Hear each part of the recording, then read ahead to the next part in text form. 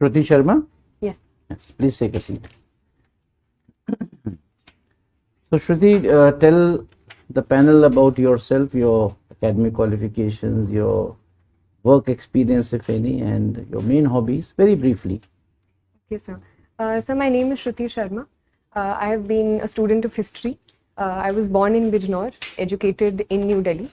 I completed my graduation from St. Stephen's College, and currently I've just started my post-graduation in sociology from Delhi School of Economics.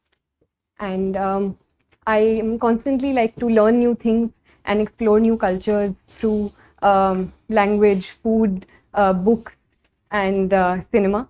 And I'd like to see myself as an optimist. So, Shruti, you are a graduate, and you have done MA also in sociology. I've Delhi just School of started my Economics. MA. Sorry? I've just started my MA. You have started. Oh, you have started this. Delhi School. So, with the Stephens, in your background, and with the Delhi School of Economics, both are so internationally known institutions. I do not know what you had in mind initially, but why civil services? So there are a number of reasons why I want to pursue this profession. Firstly of all, sir, I believe that I have had a certain privileged background, and therefore I always wanted to do something in which I could give back to society in some way and bring about some sort of change in people around me and give other people an opportunity to have the sort of privileges that I have had, sir. Secondly, I believe, sir, that on a personal level, I believe the diversity and the scope that these services provide can be an avenue for great personal growth and an avenue for learning a lot, which it would provide me, sir. Okay. So, Shruti, you are from Delhi. Now, how the safety of women, the perception about safety of women, has changed over the last, say, about 10 years, ever since Nirbhaya happened? Yes, sir. So the Nirbhaya incident was a turning point in terms of the global discussion that happened around Delhi regarding women's safety.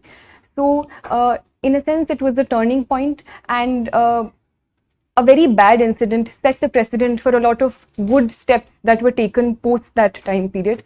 So, a number of steps have been taken since that time period by the union government and the Delhi government in that regard, ranging from the Nirbhaya Fund to certain steps by the Delhi government to increase CCTV coverage and reduce dark spaces, to also increasing scope for better mobility for women, be it in the space of women marshals in the buses at that point. So I think a certain progress has taken since that time period. Shruti, have you heard of a matter going on, Hindu minority status? Yes, sir. So I just recently What is read the in the issue, news. if you can just throw some light? So, in the limited knowledge that I have currently, sir, about the topic, it is about the authority of the state versus the center in deciding the status of minorities with respect to religion. So there have been certain cases, as far as I recall, sir, such as the TMA Pai case, which talked about whether the minority status can be decided on a state level in terms of religious minorities, or it can only be decided in terms of the central government. So I think that is the issue. No, but this is primarily related to Hindus being given minority status in those states where they are in minority. Presently, even if suppose in the case of, say, Punjab or JNK, right, Yes. where Hindus are in minority, but the actual minority status is given to those who are in majority. So a PIL is in Supreme Court. Yes, sir. The center has asked Supreme Court to consider this, that we would like to give minority status to Hindus in those states which I have mentioned. Now, since I have already given you an idea, what are your views about it?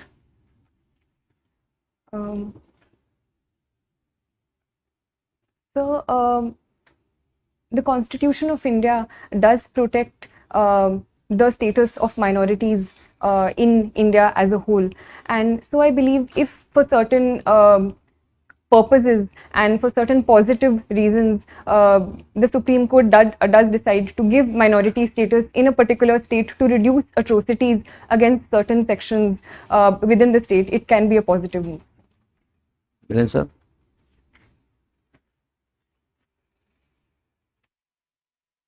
Question, I'll take it on. You see, the Supreme Court does it.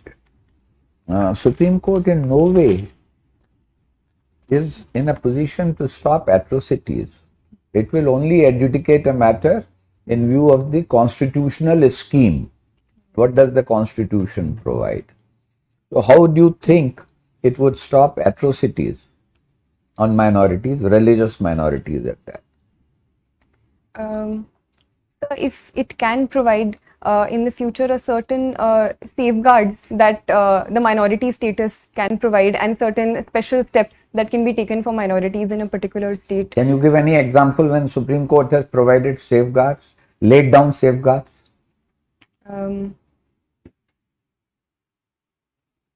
You heard of Vishakha's case? Yes. Okay. You've been a student of history. Yes, sir. Who do you think, whom would you rate as a foremost historian of the later Mughals period? Who are later Mughals? So I would say the period after the so-called fall of the Mughals or the decline of the Mughals, so post Aurangzeb, so would possibly be regarded So you as the think later Mughals. Beyond Aurangzeb are the later Mughals? Yes, sir. So which are not considered so high and mighty in the course of their achievements. Okay. Recently, there has been a talk.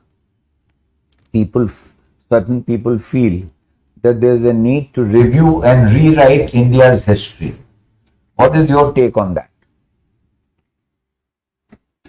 So I personally believe that the writing and rewriting of history has been a continuous part and parcel of history since time and forever. And I believe rewriting of history is always a positive step. But at the same time, I believe this rewriting should be based on certain facts that history recognizes and the range of sources that history as a discipline recognizes. So if the rewriting is done in that regard, it can only lead to more positive debate and discussion in the long term. What do you understand by Warsaw Pact? So the Warsaw Pact was a pact signed in 1955 in the context of the Cold War, led by the Soviet Union. It was a security pact formed in the context of the formation of the NATO and an opposition to the NATO, sir. I have another question from history, on history. Yes. What was standstill agreement? Sir,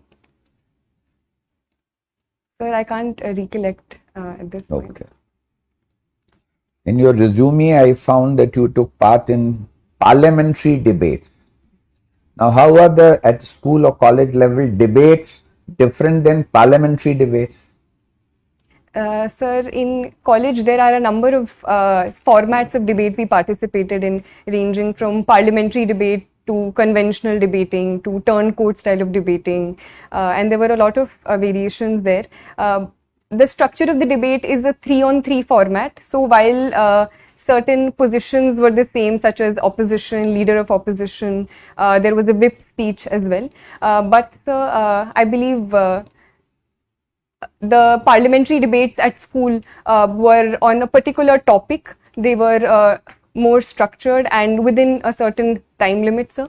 As compared to parliamentary debates in the parliament, I do feel that sometimes they are quite long and are not in a point-to-point format as we discussed in school and college. One of your pastime or hobby is exploring word cinema. Now, what is exploring word cinema? What does it involve? How do you explore it? So the reason I chose the word explore is because I am no authority on world cinema, and I like to see and look at movies as they come to me, and as one leads to the other. So ranging from Iranian cinema to cinema of Hong Kong. You are not a student of languages. So other than Hindi and English, what language do you know? Sir, I have tried to learn reading and writing Urdu, so I know the Urdu script. I like to learn a few phrases here and there from my friends who are from different states. So you will explore world cinema from subtitles, is it? Sir, I believe world cinema is more than just dialogue. The very vocabulary of filmmaking and cinema, I believe, does not necessarily need language to convey it. Sir. So I think that is my interest in world cinema. And subtitles, obviously, sir, help me understand the story better. Have you heard the term soft power? Yes, sir. What does it imply? So soft power is usually used in opposition to hard power, where hard power talks about a certain military might. Soft power, on the other hand, is the influence of culture and other aspects in increasing the might or the influence of a certain country or power over other powers. So cinema can also be one example of Any other illustration of soft power in context of India? So India's cultural outreaches, for example, yoga and international and celebration of the International Yoga Day across the world can also be an example of India's soft power. Okay, thank you. Well, Shruti, you are from home district is Bijnor. So tell us something about Bijnor. Sir, Bijnor is a district located in western UP, sir. The river Ganga flows through it, so it is a very fertile state. Sugarcane being one of the major crops of Bijnor, and therefore sugar mills and the sugar industry is also very well developed, with 5 of the most largest sugar mills located here. In terms of historical importance, the place Vidurkoti is associated with Bijnor. There are a number of prominent personalities from Bijnor, ranging from Vishal Bharadwaj in cinema to poets like Dushyant Kumar, to historical figures like Abul Fazl associated with Akbar sir. So it is truly a very rich. What product has been assigned to Bijnor district as a part of ODOP scheme of government of UP? Sir, woodwork and wooden craft, especially associated with Nagina, is assigned to Bijnors. Okay. So what is this Amrit Mahotsav? We keep hearing about Amrit Mahotsav. What is this Amrit Mahotsav? Now the whole country is celebrating Amrit Mahotsav. Sir, the government of India is celebrating 75 years of India's independence through Azadi Ka Amrit Mahotsav, where we are celebrating the Indian culture through performing arts, through our handloom, through celebrating our history. So various steps have been taken under this, ranging from establishing tribal museums to organizing certain cultural events to organizing quizzes related to India's culture on online platforms as well. Okay. So basically we are celebrating 75th year of India's independence. So even after now 75 years of independence and so much of progress on various fronts, still we have a good number of people who are having severe problem of poverty. As per recent data of Niti Aayog and even the international poverty check, we have, I think the number of course varies around 7% to 12% from different sources.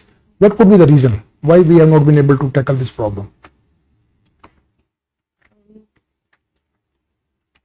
So, I believe that a lot of progress has happened since the time period of India's independence, where close to 60 to 70% people were below the poverty line, to currently today, where close to 20% are considered according to the Tendulkar committee report. So a certain progress has taken place and the progress is ongoing, sir. But simply because of the huge challenges associated with such a large country, with such a huge population, and the over-dependence on agriculture to a certain context, I believe, has been responsible. But government steps are ongoing to reducing these hurdles by taking steps in the realm of industry, in the tertiary sector and other spaces. What is the current size of Indian economy in US dollars terms, approximately? I can't recollect the exact. Okay. So we have set a target of 5 trillion US dollars economy by 2024-25. Currently we are at around 3 plus. Do you think we'll be able to go somewhere nearby by that time? Is there any, what measure do you think can government of India take to really give a big boost to our growth? Yes, sir. So I do believe that I am an optimist. So I would say that we can surely reach this level. Certain obstacles are there, especially in context of the COVID pandemic and certain repercussions of the COVID pandemic, which have been on the global economy as a whole.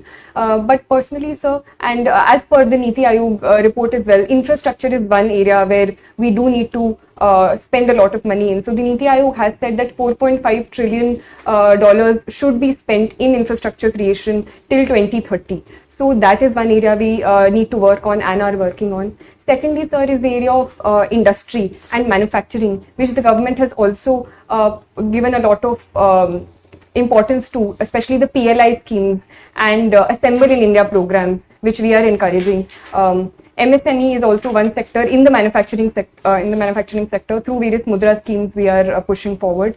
Thirdly, sir, is agriculture, because more than 50% of our population is dependent on agriculture, and unless and until we tap on that front and diversify and add more value-added products to agriculture, that can't be done. So in that context, giving importance to food processing industry is important, and bridging the gap between the farmer and the market through technology is also one step. So what is the scheme for basically promoting this food processing industry launched by the government of India? So there is this scheme, I can't recollect the name, but it PM Pradhan Mantri Kisan Sampada Yojana. So in your opinion, which is the very significant public policy initiative in the last couple of years by government of India, which has done really, in your opinion, has done really well? Sir, I think in the light of the COVID pandemic, the PM Ayushman Bharat Yojana has been very instrumental in expanding the public health infrastructure across the country and providing affordable healthcare to most sections of the population. So in your hobbies, you have mentioned practicing yoga. So you do it every day, or? Sir, I try to. Okay. So recently, one very important development has taken place with respect to traditional medicine. Are you aware? Last 1 week only, and something to do with WHO, the traditional medicines. I'm sorry, sir. Because we are establishing the first WHO center on traditional medicine. It has been approved. Okay. So now, as civil servant, what do you think that you will be, with your knowledge, with your experience, with your education, how do you think you will be fitting into that view of civil servant?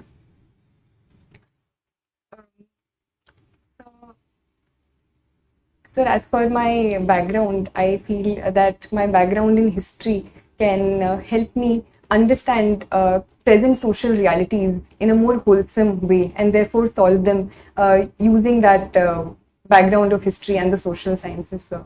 So firstly that. Secondly, sir, I believe I think I do have an ethic of dedication towards my work and personalized work ethic, where I am able to stick to deadlines and perform work in an organized manner. So that I think can help me, sir.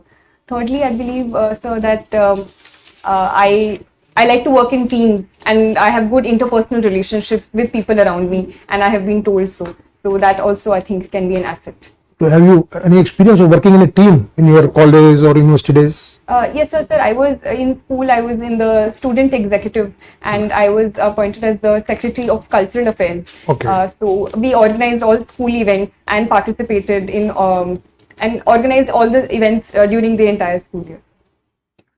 Thank you. Shruti, you are a student of history. Yes. And you had sociology and studying sociology. What was your optional paper in the exam? It was history, sir. It was history. Yes, sir. Okay. What stand has India taken on the Ukraine war? So Ukraine, sir, India has taken multiple stand on the Ukraine war. It has taken a very assertive stand in first and foremost condemning the violence perpetrated by both sides. So, and it says that it is bound by the UN Charter and stands for UN Charter and territorial integrity and sovereignty of any nation. It has also been talking to both sides and arguing for and asking for a position of dialogue and diplomacy to solve the war and a complete cessation of conflicts. What is India's voting record in the UN Security Council and General Assembly? Sir, I'm sorry, sir. In the context of the Ukraine war, so India has abstained from any resolutions by either of the two sides condemning the other. Is abstaining meaningful, or does it mean that it doesn't mean anything? Sir, in the context of India, I think it is a meaningful stand, and it helps India maintain its strategic autonomy on the issue and upholding its national interest in both cases, at the same time providing itself an avenue for talking to both sides simultaneously and not antagonizing any of them. Do you think India's relations with Russia, global relations with Russia, are also a factor in this decision? Sir, I believe that India has categorically condemned the violence that is happening. So that is a constant thing which has led to this decision. But at the same time, it has also abstained in the context of making sure that it does not antagonize both sides and at the same time maintains its strategic interests. So.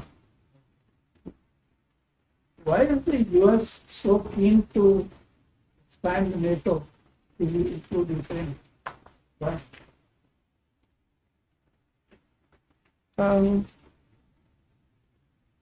So, in my limited understanding, I would say simply in terms of the conflict with Russia and the antagonism with Russia and USA has been on since the Cold War, and simply in terms of increasing its sphere of influence and is something that the US has in mind, especially after the Crimea annexation in 2014 as well. What did Biden say in his speech in Poland? He came out with the real intention to, what was his real intention in extending NATO, including Ukraine? Sir, I'm not aware about this exact He said statement. we want to change the regime in Moscow. Okay. It's a regime change. Okay. And then there's the real time. Okay, second question. You must have read about the partition of India. Yes, sir. In your view, who was responsible for partition of India? Because different people are saying different things. Some are saying Jinnah was responsible. Some of our own stalwarts are saying Nehru and Patel were responsible. In your view, who was responsible? So, So the unique thing about history is that we never get very direct answers in any case. So there is always a conflict of interest. And I personally believe it was a sum of many things together which led to the partition. And it was especially the political developments which happened in 1946 and 1947 due to the political violence and the violence which happened in Bengal and Punjab during that time, starting from the Direct Action Day, as well as the role of certain politicians such as Jinnah, and the political mobilization that happened after that, which ultimately led to the partition, along with the role of the British governments. Who was the person or the party responsible for demanding the partition of India? Sir, it was the Muslim League led by Jinnah. Masters in sociology. Okay. So tell me, is an individual shaped by society? Yes, sir. Sir, I do believe that an individual, right from his or her birth, is constantly shaped by the society he or she lives in. Okay. Okay.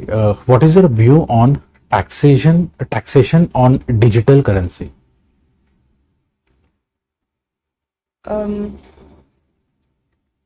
So this was a step that was taken in the context of the current budget, and where cryptocurrencies have come under taxation, sir.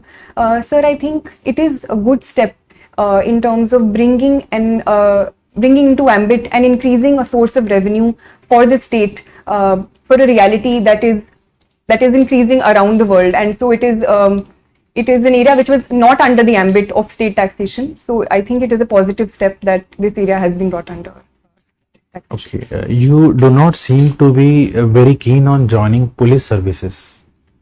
Any particular reason? Sir, I would like to join any services where I have been provided an opportunity, sir.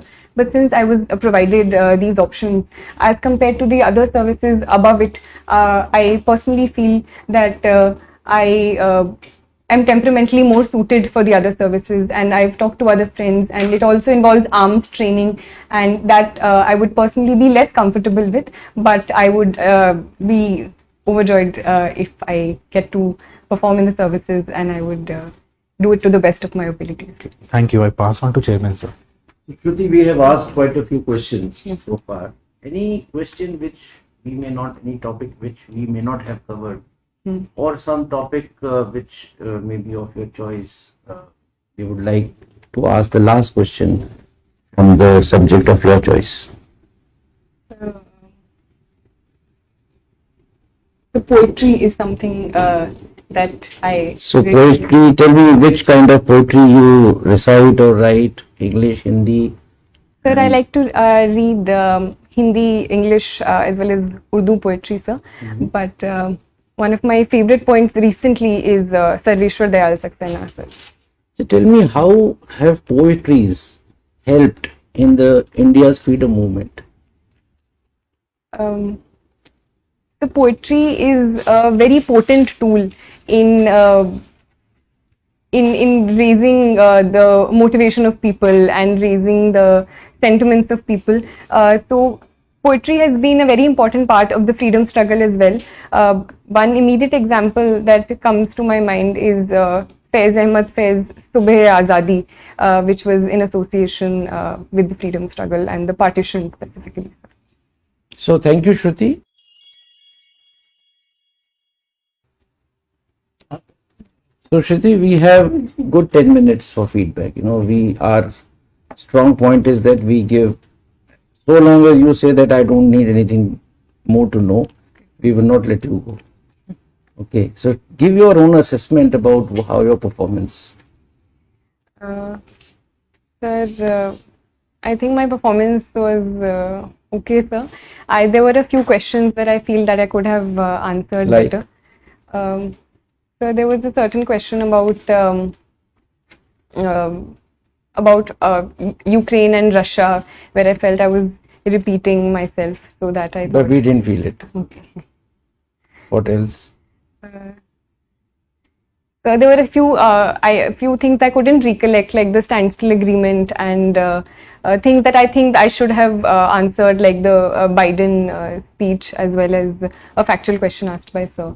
So there were certain things which I should have known about the yoga and Okay. WHO, which I couldn't recollect at that. Right. So Shruti, the panel's assessment is, one or two questions not answering, not knowing the facts, really doesn't matter.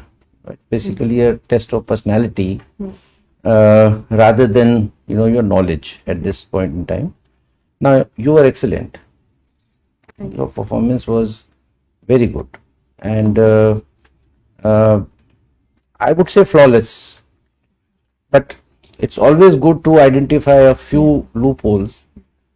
Some of them you have identified yourself. So not referring to the answers that you could not give, especially knowledge related, but I will certainly point out your little weakness on the current affairs. Yes. You had not read the newspaper of yesterday, today, and that is why you did not know much about the Hindu minority status matter. Otherwise, you would have, just like other answers, you would have very fluently, you would have answered this. Yes. Number two, we were slightly amazed that when the esteemed member asked you about the how much $1 trillion economy India is, you were just blank. And when he again asked another related question, then you were, you were so fluent and thorough in all the matters, So what made you just keep quiet on that question? Sir, I'm not very good with the facts, and so No. I think I need to brush up on. No, that's okay. So my advice to you is generally the facts are not asked, right? However, certain macro indicators you're supposed to know. अब कल आपसे कोई पूछे GDP का क्या होगा, sir वो fact है ये, तो फिर ऐसे तो एवरीथिंग इज अ फैक्ट. सो अब फैक्ट में होगा कि कुतुब मीनार किसने बनाया, ताजमहल किसने बनाया, और कितने वर्कर्स लगे थे ताजमहल में, ये तो नहीं पूछेंगे. But these are broad indicators, inflation, GDP, how economy has gone down up to what was the negative GDP that we registered during the COVID and all. These are things which you are supposed to know. So my advice to you is, when on such a question you were asked and you did not know exact the number, don't keep quiet. Sir, I am not able to, as you had said in many other questions, I am not able to recall. But you knew about $5 trillion economy. You knew. Yes. Immediately उसके बाद कहिए कि sir, I am not aware exactly how much we have recorded this year. However, I am very much aware of the fact that India is aiming to become a $5 trillion economy. Initially, it was to be accomplished by the year 2024-25, and that's all. Then he can ask you. In fact, the basic idea about asking the question was not to test your knowledge as to how much is the. Yes. It was basically to know, because if you are not able to answer the first question, he need not go into the details. No point in embarrassing the candidate by asking a question again and again जिसके बारे में आपने पहले ही surrender कर दिया. So have you understood? Yes, sir. If you know a little bit about it, you can always say, sir, I'm sorry, exact, I do not know. Then he may say, just guess. Now, that also would not be done. But even you cannot say somebody, I was told in the mock interview that you will not ask such a question. You can't. उसका जवाब तो देना ही है. कई बार hazards भी आ जाते हैं. जी sir. But there are certain norms, rules, but there are certain hazards, which are away from the norms and rules that you have to be prepared for. Thirdly, your first question about giving back to the world. You mentioned 2 points. Yes. Giving back what I have accomplished, the privilege. Now, what privilege? You are just 24 years old. अभी तुम्हें दुनिया ने दिया क्या है? right? You can say when you are at the fag end of your career, maybe people like us who have retired, we are giving back to Child Academy, our experiences. So at this point in time, this answer is not apt. But second thing that you mentioned about diversity, you expand that a bit more, right? So public services, the basic difference between whether you are an academician, whether you are a corporate in corporate sector, when you have to choose the civil services, the first thing is that you are joining a public service. You're keen on public service. That is the uniquest part about civil services. तो public services में कई बार ये भी पूछते थे, public service करनी थी तो you should have become a leader, political, you should have joined politics. Yes. Somebody can ask you. So you can, find an apt reply to that, but वो पूछेगा नहीं ज़्यादा. So these are the 2-3 things which otherwise in terms of communication, in terms of your body language, in terms of your confidence, in terms of your fluency and the use of words, Shruti, I must say that you selected such rightmost words, to explain your point. That's your strength. So we have assessed you as 70%, which ours is the highest. So you have begun with a good note in the morning, and any questions if you have. Yes, sir. I wanted to ask one thing also, which sir asked about the IPS. So, do you think I can give that answer, or is You it get the right appropriate? answer. Yes. Please. I share everything which the chairman has said. I myself am particularly pleased that you have given the foreign service as the second choice. You are the first candidate who has not given it as a third choice. Yes, sir. And but if you have given it as your second choice, Yes, sir. then for issues like Ukraine, you need to go a little deep into that. Okay, sir. Okay. So that is what I would like to say. Selection of words was mentioned, and that is a skill, and one of the essential skills required for a diplomat. Yes, sir. So don't change. My own advice is don't change your option. I'm joking. Okay. To you. So once I wanted to ask sir, what would be a good answer to the question where you asked about is Russia one of the concerns why we have abstained? Russia is the concern, which is the main concern. Yes, sir. Because the US has been putting pressure on us Yes. to vote with them. We have resisted that pressure. Why? Because of Russia, because of our dependence on Russians arms imports, which are very important for us. So, as you said, national interest is the most important thing. So, our national interest is to stay neutral in this. But in any case, I think it is an unjust war inflicted by the West on Russia. Yes. You don't have to say so many words, but most of us in Delhi, the foreign service community, they see it in these terms only. So it is you are also on the right side of history. Though your Western media will tell you that why is India not voting for us, this and that. But if you ask this question, then you say because of our national interest, because we import arms.